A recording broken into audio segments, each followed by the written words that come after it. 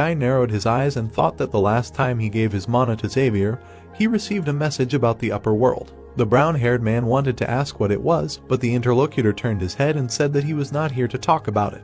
He looked down where the demons were building the carriages. The man said that when this train was built, there would be an enormous amount of freedom. That was why he could find time to rest now. The king turned around and said that he had been watching the construction closely and thought that maintaining the track would not be too difficult. However, it would take some time to inspect and study the train, and he was already feeling disgusted by the task. Lloyd frowned and smiled. The boy bowed and said that he would be happy to carefully prepare all the maintenance manuals. The interlocutor looked at him and asked what he wanted. The youth closed his eyes and asked for a pass for the reincarnation gate, if possible. The spirit looked at him in surprise. The king folded his hands behind his back and said that they had no restrictions on this matter because it was the choice of the recipient of the pass. The hero asked to give it to the red guy. The spirit shed tears, looking at the boy. The aristocrat grimaced and asked with his eyes if this was enough. The demons pedaled desperately, exhausted and complaining that they would soon die. Lloyd approached one of them and advised him to rest. He looked at the young man with hope and asked if it was really possible.